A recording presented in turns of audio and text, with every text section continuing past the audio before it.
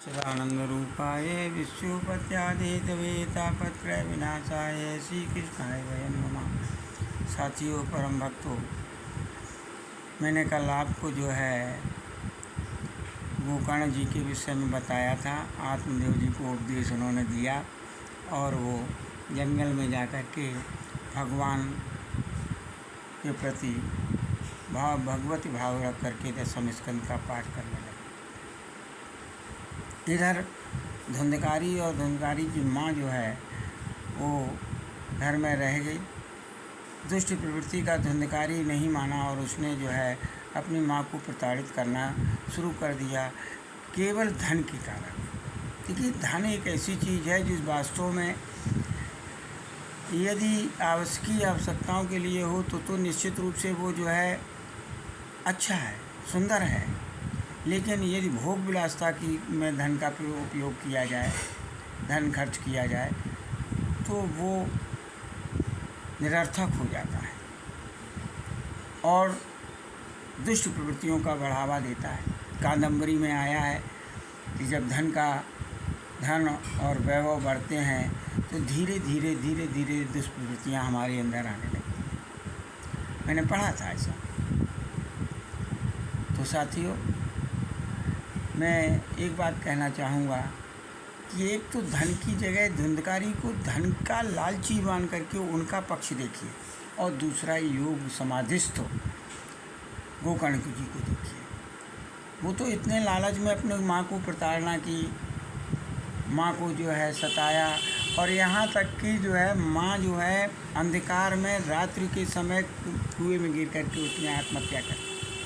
और गोकर्ण जी देखिए कितना लौकिक और पारलौकिक का अंतर है। गोकर्ण जी योग समाधिस्थ हमेशा रहते थे, योग में ध्यान मतलब उनका हमेशा जो है चित्त लगा रहता था। वो कैसे हुए, गीता में है, इसमें है, श्रीमद् भागवत में दिया है। ना उन्हें दुख से मतलब था और ना सुख से मतलब था, ना कोई उनका मित्र था और ना कोई शत्रु था। समभाव से रहना उनकी आदत थी।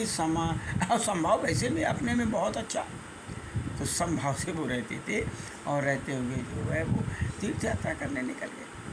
तो तीनों श्लोकों का अर्थ है। पहले श्लोक में सीधा अर्थ है कि माँ धुंधकारी जो है, धुंधकारी की माँ जो है वो कुएं में लेकर के, केवल एक अर्थ पैसे के कारण। जहाँ पैसे का लालच होगा, जहाँ लोभ होगा, ये 6 शत्रु हैं। काम क्रोध, बार बार कहता रहूँगा, काम क्रोध, लोभ, मोह और मद और मत्सर, ये 6 आपके शत्रु हैं। ये हमेशा ध्यान रखें। मैंने कल एक बात और कही थी, ये तो भावार्थ हुआ 3 श्लोकों का, कि एक तरफ भगवान की ओर उन्मुख होना और एक धन की तरफ उन्मुख होना।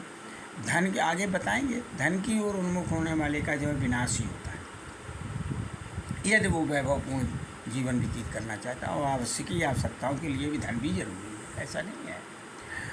और एक तरफ जो है जो ईश्वर के प्रति प्रेरित रहता है, उसे समभाव आ जाता है, आनंद में विभोर बना रहता है, आनंद में जीवन व्यतीत करता है। तो आप मनुष्य को गोकर्ण की तरह बनना चाहिए। आइए, एक सवाल प्रश्न उठा, आज बेटी ने उठाया, और मैं बराबर कहता हूँ प्रश्न करोगे तो उसका उत्तर देने में सरलता होती है, और जो चीज़ मैं जानता हूँ उसको आपको पहुँचाने तक आपको। जैसे उसने कहा कि व्रत जो है में क्या क्या खाया जा सकता है और क्या नहीं खाया जा सकता है। प्रश्न बहुत उत्तम। पहले तो मैं इस विषय में इतना कह दूं कि व्रत जो है किसको रहना चाहिए, किसको नहीं। स्वस्थ व्यक्ति के लिए व्रत होता है। व्रत मीन्स तपस्या। अशक्त है, क्या व्रत रह पाएगा? अतिवृद्ध है, क्या व्रत रह पाएगा? और इनको मना भी है, अशक्त को, अतिवृद्ध को, रोगी को, और भावावेश में, घर के भावावेश में, सबके उसमें जो है अबोध बालक रहते हैं, ये भी मना है। अबोध बालकों भी नहीं रहना चाहिए। तो व्रतों के विषय में कौन रह सकता है, ये बात है। फिर सुन लीजिए कि 4 लोग लगभग नहीं रहना चाहिए, रोगी, अशक्त, अतिवृद्ध और अबोध। तो इस तरह से लोगों को व्रत नहीं रहना चाहिए। अब व्रत में क्या खाना चाहिए? फलाहार आप कर सकते हैं, और फल में आप कोई भी फल खा सकते हैं,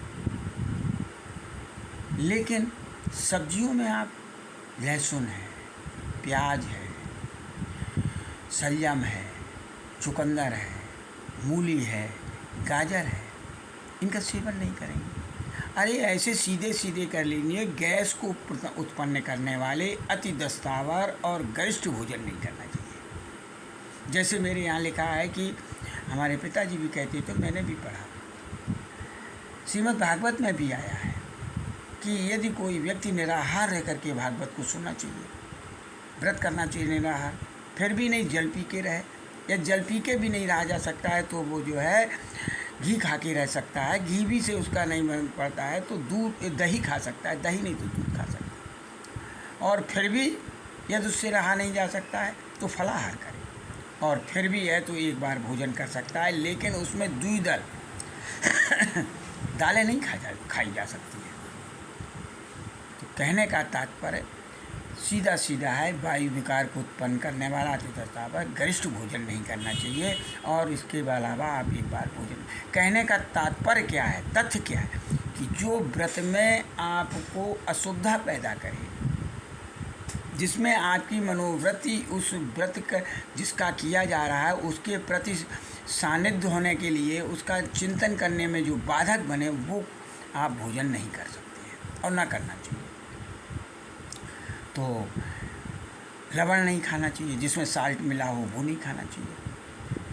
तो फलाहार आप जैसे भी व्रत रहें, जितनी आप में सामर्थ्य हो, कोई लौंग खोंट के रहता है, लौंग काट के रहता है, लेकिन जो चीज़ नहीं खानी चाहिए मैंने आपको बता दिया। इस तरह से आप कम से कम भोजन करके व्रत रह सकते हैं और व्रत रहना चाहिए। मेरे अंदर और भी प्रश्न है, लेकिन हम ये सोचते हैं, जब तक मैं कल एक वीडियो देख रहा था, एक बहन हमारी वीडियो बना रही थी, कलश स्थापन कैसा नहीं होना चाहिए, कलश की सजावट बता रही थी, विधि थोड़ी बता रही थी, शास्त्रीय विधि थोड़ी बता रही थी। कलश की सजावट ऐसे रखो, वैसे रखो, कहाँ रखो, उसका विधान है कि कलश कहाँ रखना चाहिए, किस जगह रखना चाहिए, उसमें क्या क्या डालना चाहिए, किस तरह से उसको स्थापित करना चाहिए, ये अलग विधान है। लेकिन कोई पूछता है तब जवाब देने में आनंद की अनुभूति होती है।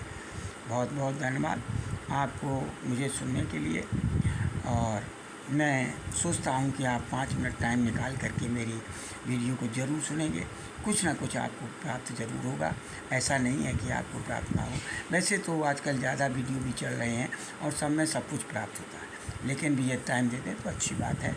मुझे कोई अर्थ की उपलब्धि की वजह से मैं नहीं कर रहा हूँ। इच्छुक व्यक्ति के पास, जिज्ञासु व्यक्ति के पास संदेश पहुँचे, इसलिए केवल इस चैनल को बनाया। नहीं तो फेसबुक पे भी डाल सकते हैं, ट्विटर पे भी डाल सकते हैं, लेकिन नहीं, जिज्ञासु के पास पहुँचे, इसलिए जो है मैंने इसको चलाना शुरू किया है। और जो मेरी जानकारी है मेरे साथ ही न चली जाए, आप लोगों को भी प्राप्त हो जाए, तो इसलिए इसको हम बढ़ा रहे हैं। सर, हमारा एक ही उद्देश्य है, एक ही लक्ष्य है, इस ईश्वर के प्रति सब लोग सजग हों और उसके प्रति प्रेरित हों और ईश्वर भक्ति करें। सर्वे भवन्तु, सभी सुखी हों, सर्वे भवन्तु सुखिनः, सर्वे सन्तु निरामया, सर्वे भद्राणि पश्यन्तु मा कश्चित् दुःखभाग्। हरि शरणम, हरि शरणम, हरि शरणम। हरि की शरण में जाइए, वहीं सब कुछ आपको प्राप्त होगा। नारायण।